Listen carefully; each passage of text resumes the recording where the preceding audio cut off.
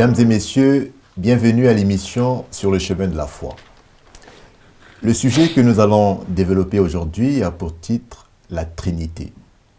Je dois avouer que la notion de Trinité n'est pas facile à saisir. Mais il nous faut la comprendre parce qu'elle constitue l'un des grands fondements du christianisme. Et pour en parler, nous recevons sur ce plateau Madame Chantal Agnero et le pasteur Paul Kwasi. Soyez bienvenus. Merci. Et pour commencer donc cette émission, nous allons faire un tour à la régie pour suivre cet élément, après quoi nous revenons sur ce plateau.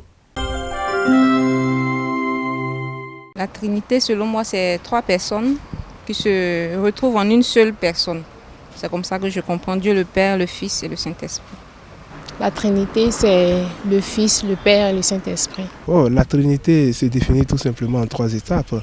Nous avons Dieu le Père, le Fils et le Saint-Esprit. C'est la symbolique même du Dieu en qui nous croyons en tant que chrétiens, qui est représentée ici par le Père en tant que créateur, par le Fils en tant que sauveur et par le Saint-Esprit qui nous accompagne dans notre vie chrétienne de tous les jours. Alors, la Trinité, est-ce que c'est un terme que nous trouvons, qui existe dans la Bible, la Trinité?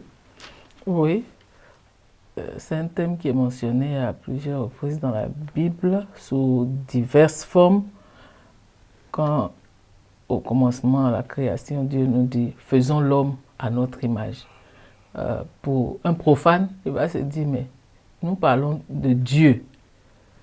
D'une personne au singulier et qui utilise le terme « nous ». Ça veut donc dire qu'il y a d'autres personnes en présence, d'autres divinités ou d'autres personnes en présence. Alors, donc ça veut dire que le terme Trinité est un terme familier, n'est-ce pas, pasteur? Oui, le mot Trinité en lui-même n'est pas inscrit dans la parole de Dieu, mais on retrouve les trois éléments de la Trinité qui sont Dieu le Père, Dieu le Fils et Dieu le Saint-Esprit. Alors, c'est quoi alors la Trinité? La Trinité, c'est trois personnes co-éternelles qui sont Dieu le Père, Dieu le Fils et Dieu le Saint-Esprit. Donc, c'est Dieu en trois personnes. Pour vous donner un exemple simple, c'est comme l'œuf. L'œuf, il y a la coquille, il y a le jaune et il y a le blanc. C'est ça l'œuf. C'est ça. Voilà, donc c'est comme ça. On ne peut pas les dissocier. C'est facile à comprendre? Non.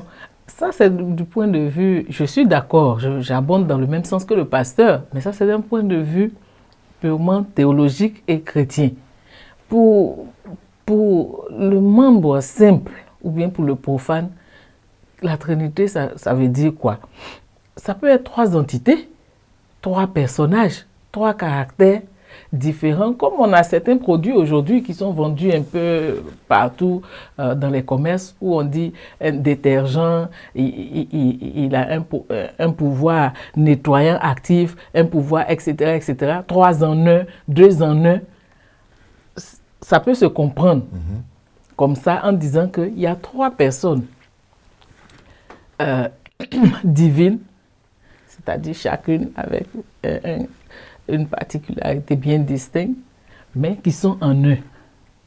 Donc, quand on parle de Trinité, il y a Dieu le Père, Dieu le Fils, Dieu le Saint-Esprit. Les trois sont Dieu, mais c'est une seule personne représentée dans laquelle se trouvent les trois. Chacun a rempli un rôle, ce n'est pas une association disparate, ou bien, je veux dire, chacun joue son rôle, sa fonction bien déterminée, et puis il s'assoit. Non, c'est une relation de symbiose. Voilà, c'est une relation qui agit comme une machine bien huilée, si je peux m'exprimer ainsi. Donc, on ne peut pas les dissocier. On peut les dissocier, c'est vrai, mais à un certain degré, selon la fonctionnalité que chacun représente. Mais ils sont unis. C'est vraiment, vraiment très lié, très subtil. Alors, comme je le disais dans l'introduction, j'avoue que ce n'est pas facile à expliquer, mais je crois que plus nous allons avancer dans cette émission et je crois que ça sera beaucoup plus explicite. Je voyais le pasteur... Oui, il y a quelqu'un qui disait que c'est comme l'électricité. Il n'y a pas d'électricité sans câble, il n'y a pas d'électricité sans ampoule, C'est ça. il n'y a pas d'électricité sans interrupteur. C'est ça. Vous comprenez? Et donc, on a l'interrupteur, on a le câble, on a l'ampoule, mais c'est seulement lorsque on appuie sur l'interrupteur qu'il y a quelque chose qui bouge. C'est ça. Vous comprenez? Donc, ce qui bouge au milieu, là, quelqu'un dirait c'est le Saint-Esprit, et puis l'ampoule, c'est Dieu le Père, et puis le câble, l'interrupteur, c'est Dieu le Fils. C'est ça. Voilà. Donc, l'électricité nous montre encore que c'est un élément qui est difficile peut-être à comprendre, mais qui est possible lorsqu'on voit les éléments pour avoir de l'électricité à la maison. Alors, merci, pasteur. Chantal, peut-on vraiment connaître Dieu? Si oui, comment peut-on le connaître? Ouais, on peut connaître Dieu, mais à travers les Saintes Écritures qui sont sa parole inspirée.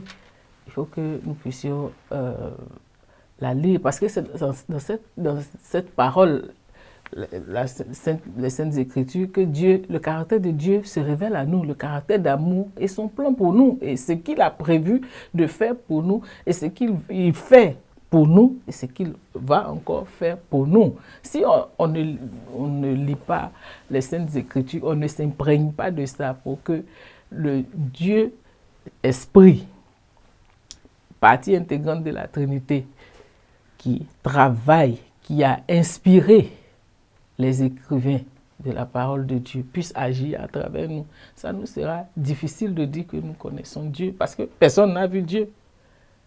Même Moïse, qui a été son grand ami, ne l'a vu que par derrière, le dos. Dieu lui a montré juste une partie du dos.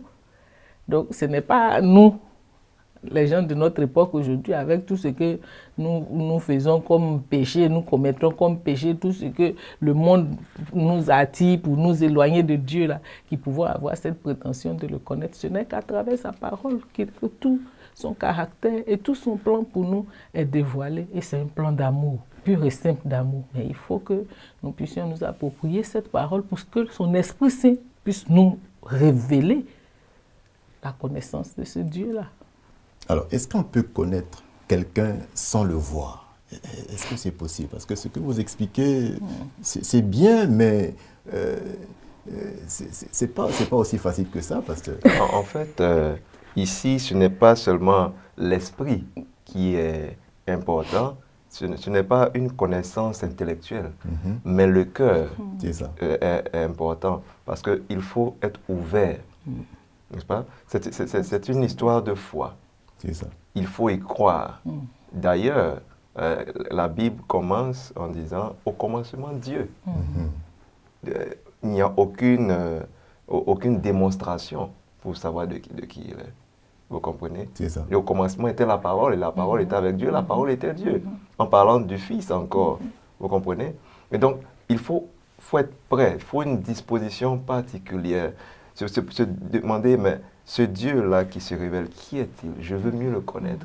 Et au fur et à mesure qu'on s'imprègne de la parole de Dieu, en fait, la parole de Dieu, c'est comme de la nourriture. La Bible nous dit que c'est la nourriture. Et au fur et à mesure qu'on reçoit cette nourriture, on se rend compte qu'en fait, nous commençons à vivre une expérience personnelle. En fait, personne ne peut nous montrer Dieu. Sinon, nous-mêmes entrer en contact avec sa parole. Et quelqu'un qui a une parole, c'est quelqu'un qui est vivant. Quelqu'un qui est mort ne parle pas. Alors, qu'en est-il de ceux qui ne peuvent pas lire la parole de Dieu? Prenons par exemple des personnes analphabètes qui ne sont pas allées à l'école.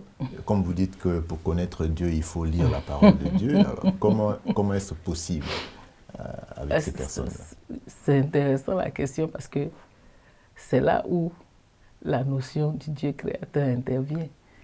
Et il ne nous a pas créés comme les animaux. Il n'a pas parlé pour qu'on vienne à l'existence. Il nous a créés à son image. Il a dit, faisons l'homme à notre image. Il a mis un peu de lui en nous. Et le peu de lui qu'il a mis en nous, il nous a donné une conscience. Il nous parle. On n'a pas forcément besoin de voir Dieu pour savoir que quand je suis en train de faire quelque chose qui va blesser mon frère, il faut que Dieu soit là pour me dire non. moi-même intérieurement, la voix de la conscience me parle. Et cette voix-là, c'est le Saint-Esprit. Je sais que je suis en train de lui faire du mal. Je suis en train de le blesser, de le frustrer, de lui faire une méchanceté. C'est ça. Quelqu'un ne vient pas me dire. Peut-être longtemps après, je vais avouer, mais intérieurement, il y a cette voix de la conscience-là qui me dit. Dans nos villages-là, les gens n'ont pas accès à la Bible, ils ne savent pas lire. Ils ne sont pas partis à l'école, mais Dieu a mis en chacun de nous la notion du bien et du mal. Parce que le grand conflit, là, ce n'est pas quelque chose qui commence aujourd'hui, ça commence depuis, bien avant. C'est ça. Bien avant, donc Dieu a mis cette notion en nous.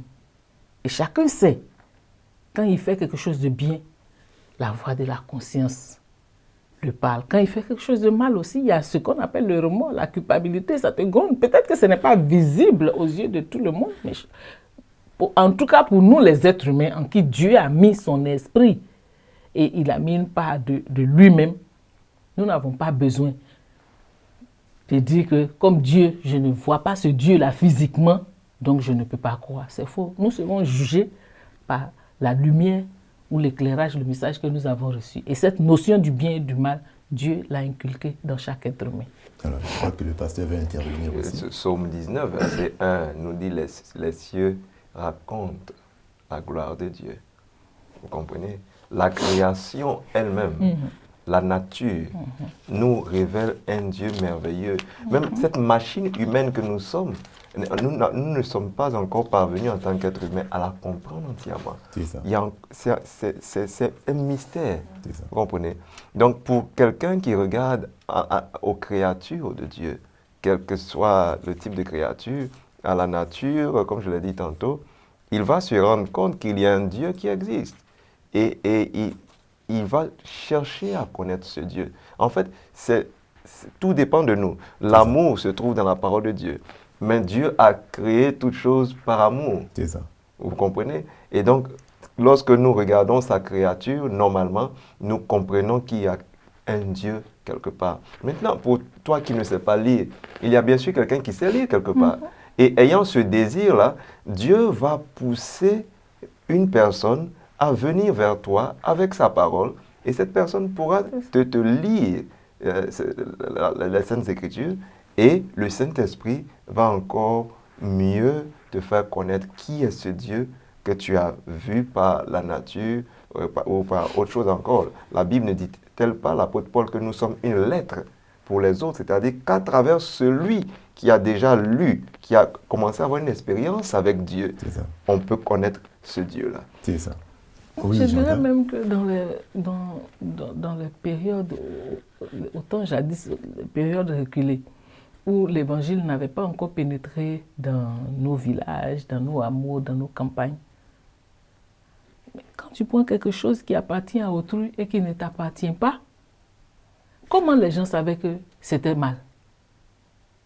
Les gens savaient que c'était mal dans nos villages, parce que ça devenait toute une affaire d'État.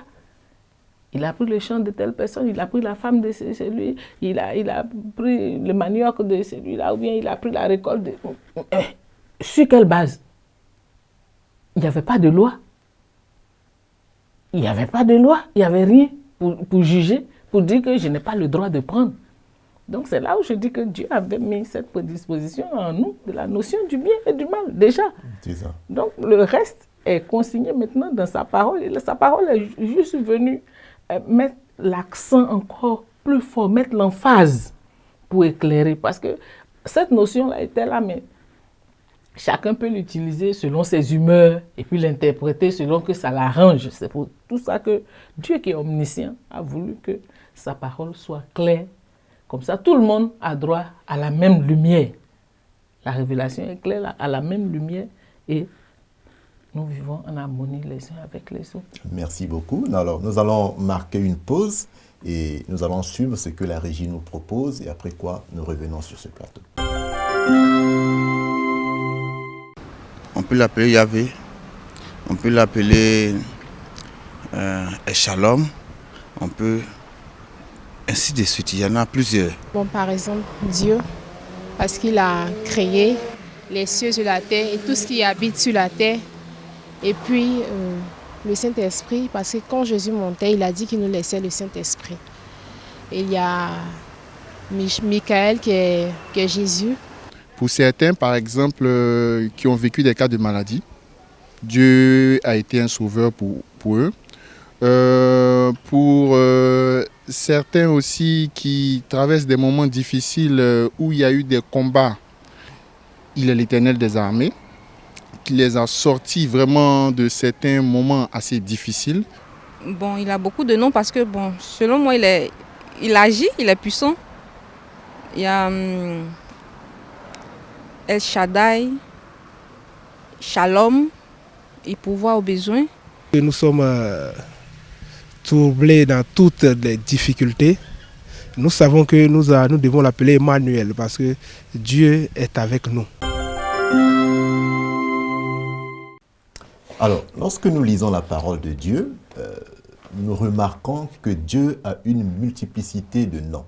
Alors, comment cela s'explique-t-il?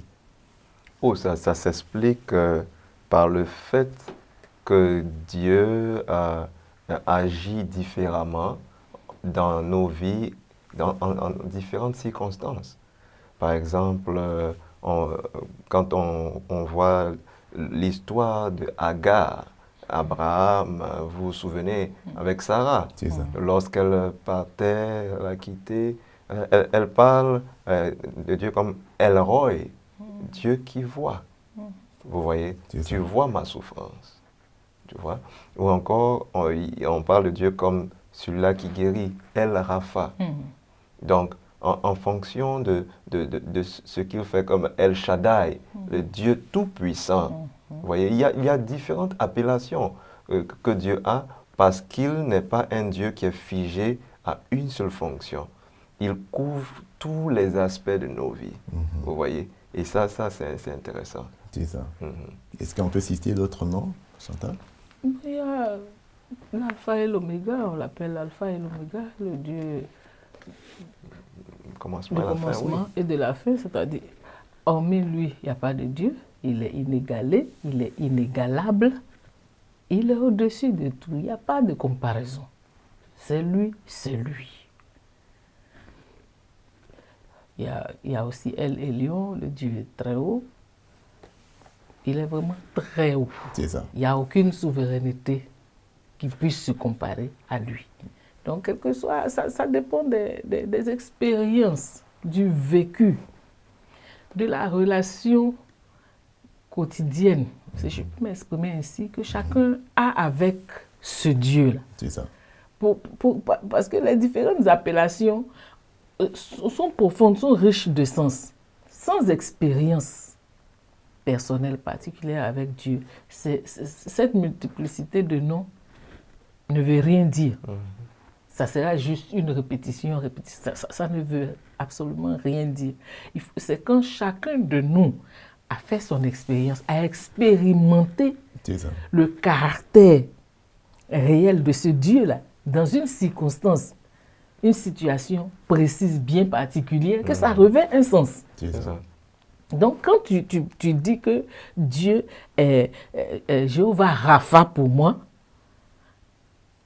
et que tu es sorti d'un état de maladie extrême, d'une maladie dégénérative, et que ce Dieu-là t'en a sorti, et ça devient même, je peux dire, quelque chose d'extraordinaire pour la médecine, ça a un sens. C'est ça.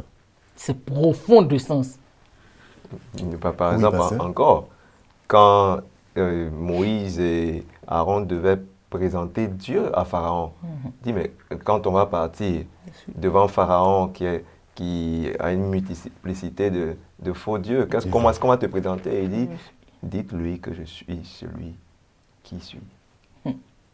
En d'autres termes, j'ai été là, je suis là, je serai toujours là, je ne change jamais. C'est ça. Donc, quel que soit ce que tu feras, rien ne changera. C'est seulement ce que je dis qui est ce que j'ai dit. C'est ça. Vous comprenez? Et on l'a vu dans l'histoire. Ainsi, tout ce que Pharaon a essayé de faire n'a pas marché. Finalement, c'est Dieu qui a eu le mot final. C'est ça. Israël est sorti d'Égypte, C'est ça. malgré tout ce qu'ils ont fait. C'est ça. Et donc, c'est important. Et c'est bon, par exemple, de savoir que Dieu est celui-là qui est éternel. Comprenez? Et il est celui-là qui est toujours. Donc, quand tu as une situation bien particulière et que Dieu t'en délivre, demain, lorsque tu es tenté d'être pris par le découragement, de tout abandonner, tu te souviens qu'il est celui-là qui est. Et ça te réconforte. C'est ça. Vous comprenez? Ça te réconforte. Et tu te dis, s'il a pu le faire hier, alors qu'il est le même hier et aujourd'hui, il fera la même chose. Et il fera encore plus. Vous voyez? Et ça, ce sont les attributs de Dieu qui font qu'il a plusieurs noms et qui font qu'on peut l'appeler El Shaddai, Elion, Adonai, et tout cela. C'est ça, merci beaucoup, c'est aussi clair que ça. Alors, nous savons que le peuple d'Israël était un peuple monothéiste. Alors, le concept de Trinité n'est-il pas en opposition à cette compréhension? Pour ma part, je dirais non. Peut-être que si on se place d'un point de vue humain, cartésien, on dira qu'il y a une contradiction, il y a une opposition. Parce que la logique cartésienne dit quoi? 1 plus 1 plus 1 nous donne 3. C'est ça. C'est ce qu'on nous a appris à l'école. À moins qu'il y ait une autre mathématique et que je sois démodé. C'est exactement ça. Voilà. Par contre, là où le bas blesse, la logique de Dieu, la mathématique de Dieu, c'est carrément l'inverse. Et c'est là où il nous faut une bonne dose de foi. Et il nous faut la révélation du Saint-Esprit en nous, comme le pasteur l'avait dit tantôt, pour croire. C'est la foi. La mathématique de Dieu nous dit quoi? 1 plus 1 plus 1 est égal à 1. Oui. C'est égal à 1. On l'avait dit tantôt qu'en Dieu, il y a 3 personnes qui sont Dieu. Dieu le Père, Dieu le Fils, Dieu le Saint-Esprit. 3 en 1. Mais chez Dieu, ces 3-là font 1. Et c'est ce qui a fait que ce Dieu a pu dire, faisons l'homme à notre image. Autrement, il aurait dit, je fais l'homme à mon image. Il a pu dire, faisons l'homme à notre image. Mais encore, pour que ce soit bien clair dans nos esprits, il faut que le Saint-Esprit nous aide à accepter, à croire. Parce que, pourquoi? Parce que c'est Dieu qui a dit. Si je dis qu'il est le Créateur et que c'est lui, les Saintes Écritures, ont son sceau. On les appelle saintes, pourquoi? À cause de lui, on son sceau. Donc, je dois pouvoir croire et m'appuyer sur ça. Donc, il n'y a pas de... Vraiment, il n'y a pas... Pour moi, c'est 3 personnes en 1, 3 en 1 qui font 1. La religion, le concept juif parle de monothéisme. C'est une seule personne. Ils sont pas... C'est pas 3, 1, 2, 3. Non. Selon notre logique, à nous, notre mathématique, mais selon la mathématique de Dieu, c'est 1. Donc, il n'y a pas de contradiction, vraiment. Oui, pasteur, vous voulez... Il n'y a pas de contradiction parce que, regardez même, quand Jésus-Christ est sorti de l'eau, après avoir été immergé au baptême, et on entend cette voix qui dit « Celui-ci est mon Fils bien-aimé en qui j'ai mis toute mon affection ». Donc Dieu le Père parle du Fils qui est venu s'incarner, qui a pris la forme humaine pour nous sauver. Et ensuite Jésus dit « Il est préférable que je m'en aille pour que le Consolateur puisse venir. » Parce qu'ayant pris la forme humaine, il ne pouvait être partout à la fois. Donc le Saint-Esprit qui est celui-là, la Bible nous dit, qui nous convainc du péché. Vous comprenez? Donc c'est cette personne-là qui est tout le temps à nos côtés, qui nous parle. Et c'est celle-là qui nous convainc de péché, qui nous dit, attention, tu as déjà péché avant, c'est pourquoi Jésus-Christ est venu mourir. Souviens-toi que nous t'avons créé à notre image. Et donc tu dois revenir à cette image. Et cela, c'est en acceptant Jésus-Christ et en acceptant son sacrifice à la croix. Donc le Saint-Esprit, c'est comme s'il y a une gymnastique entre les 3. Le Père nous rappelle la création. Je bondis sur ça. Oui. Quelle est la relation entre ces différentes personnes de la Trinité? justement, ces trois personnes-là, c'est comme si Dieu le Créateur, au commencement Dieu, ensuite Jésus-Christ, le Sauveur, le Rédempteur, qui vient nous racheter, n'est-ce pas, ayant été pris par Satan, puisqu'on a succombé. Et puis bon, le Saint-Esprit qui est là pour nous révéler, n'est-ce pas, cet amour de Christ, pour nous convaincre que c'est Christ qu'on doit choisir, c'est le meilleur choix, c'est la personne qui change notre vie. Donc c'est la même personne qui travaille sous différentes formes pour notre salut. Donc c'est la même personne, il n'y a pas de contradiction, c'est Dieu. Et c'est Dieu. Alors, les gens ont tendance, enfin, les gens affirment même que le Saint-Esprit n'est pas une personne, mais c'est juste une puissance que Dieu communique aux humains. Qu'est-ce que vous en pensez? Parce que nous disons que la Trinité, il y a trois personnes. Les gens disent que le Saint-Esprit, c'est juste une puissance. Qu'est-ce que... Le Saint-Esprit est Dieu, il est une personne, fait partie de cette Trinité-là. C'est trois personnes dans la Trinité. On ne peut pas parler de Trinité s'ils sont deux. S'il n'y a que deux éléments en puissance, deux personnages, deux caractères, ce n'est pas possible. Ce sera un duo, ou bien une dualité. C'est ça. On nous parle de Trinité. C'est Dieu le Père, Dieu le Fils, Dieu le Saint-Esprit. Ça paraît un peu difficile, un peu confus dans nos esprits parce que nous voulons analyser. Nous voulons essayer de comprendre. Le pasteur l'a si bien dit. Dieu a dit. Et c'est le Saint-Esprit qui nous donne cette foi-là pour croire. Ce qui nous reste à faire, c'est de croire. Parce que si on veut disséquer et puis essayer de comprendre, nous allons aller dans des divergences, et faire des digressions. Et ça va nous sortir du cadre. C'est ça, merci beaucoup. Alors, qu'est-ce que nous pouvons fondamentalement retenir de la Trinité?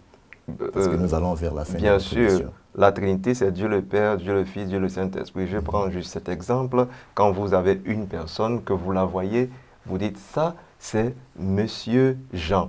Mais quand vous voyez sa photo, vous dites encore, c'est Monsieur Jean, mais il n'est pas là. Il ne bouge pas.